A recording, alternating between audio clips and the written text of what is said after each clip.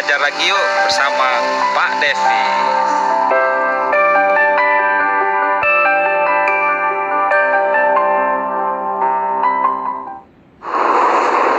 Assalamualaikum warahmatullahi wabarakatuh.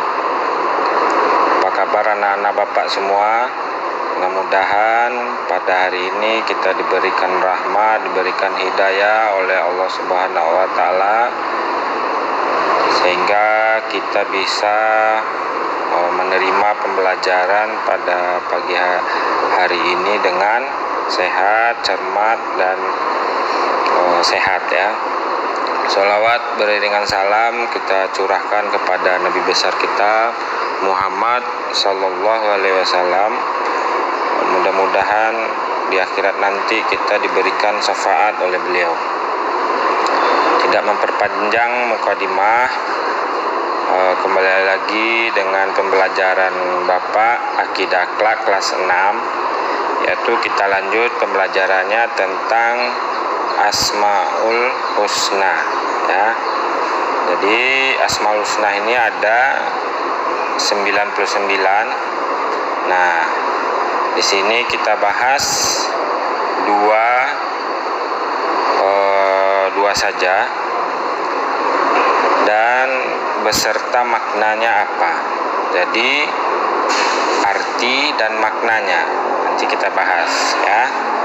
Oke, langsung saja ke materi.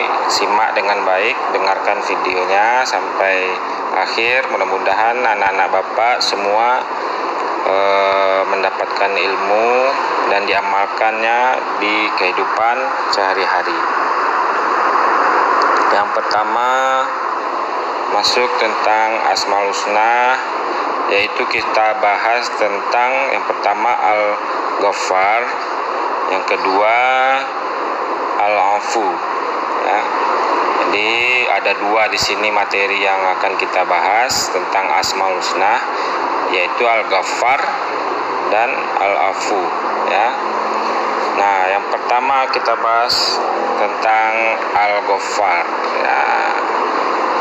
Al-Ghaffar artinya yaitu Allah Maha Pemberi Ampun. Dalam bahasa Arabnya itu ada lafaznya alif, lam, wa, qaf, ra ya. Allah yang memiliki sifat pemberi ampunan, sifat pemberi maaf, dan sifat penerima tobat hambanya yang berdosa. Nah, Allah akan memberikan ampunan bagi manusia, bagi hambanya yang memohon sambil meneteskan air mata dalam doanya, sehingga Allah akan mengampuni hambanya. Jadi kalau kita berdosa, maka Allah senang dengan melihat hambanya yang memohon ampun sambil meneteskan air mata dalam doanya itu ya. Nah, contohnya orang yang berdosa seperti orang jatuh ke dalam lumpur. Nah, dia tobat seperti sabun air yang membersihkannya. Dia bersihkan langsung tubuhnya ya. Tobat adalah memohon ampunan terhadap Allah dengan mengakui dosa dan tidak akan mengulanginya lagi. Nah, itu. Jadi kalau kita sudah bertobat, kita tanamkan dari hati kita. Jangan sampai kita ulangi. Contoh, masih ada lagi. Kebanyakan di kehidupan sehari-hari yang suka membantah orang tua ya. Padahal orang tuanya sudah membiayai sekolah, memberikan kalian makan, merawat kalian dari kecil, dari bayi sampai sekarang ini. Nah, masih juga ada yang membantah orang tua atau tidak mau menolong orang tua. Nah, itu cepat-cepat nak bertobat ya. Karena itu termasuk dosa besar ya. Dosa besar melawan orang tua. Nah, jangan diulangi lagi dengan kesalahan yang kedua.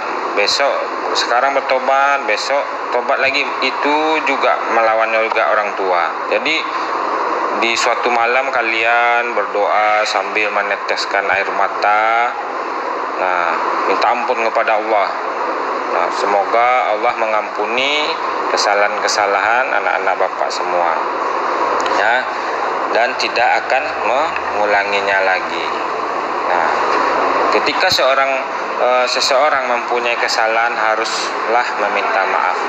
Ada pula teman atau orang lain yang melakukan kesalahan, sebaiknya meminta ampunan untuk dimaafkan agar mempunyai sifat Al-Ghafur.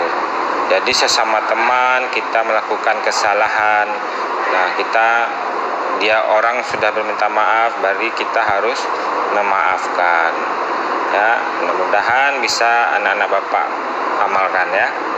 Terus lanjut ke materi selanjutnya tentang kalimat al-afu. Nah, kita bahas al-afu adalah nama bagi Allah yang ada di Al-Quran. Al-afu memiliki arti maha pemberi maaf ya.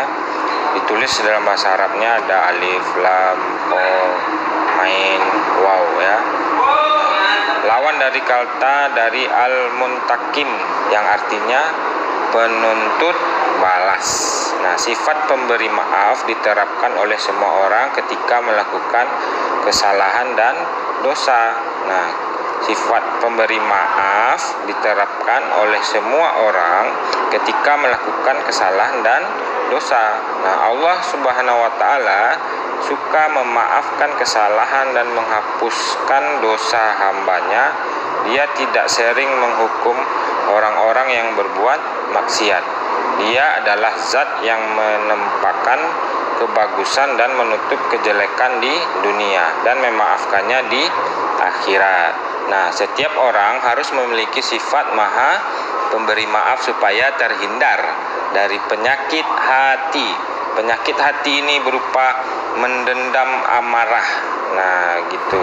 Jadi kita sebagai umat manusia, kita jauhkan sikap pendendam atau amarah itu ya. Kalau kita bermasalah dengan temannya, nah misalkan minjam disenggol teman, minjam pensilnya, mungkin minjam penanya, mungkin tidak mau dia pinjamkan. Jadi kita tidak boleh dendam, karena dendam itu adalah perbuatan setan.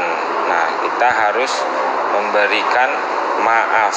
Nah, atau kita dilempar buku, mungkin nggak sengaja temannya, jadi kita nggak boleh dendam. Jadi kita harus memiliki sifat pemaaf dalam kehidupan sehari-hari ya. Mudah-mudahan dua kalimat ini bisa kalian amalkan, bisa kalian laksanakan di kehidupan sehari-hari ya. Mudah-mudahan bisa terlaksana ya. Oke, sekian dulu dari Bapak pembahasan Al-Ghafar dan Al-Afu. Mudah-mudahan bermanfaat untuk Bapak, bermanfaat untuk kalian semua ya. Bapak sudahi dengan wabillahi taufiq wal hidayah. Assalamualaikum warahmatullahi wabarakatuh.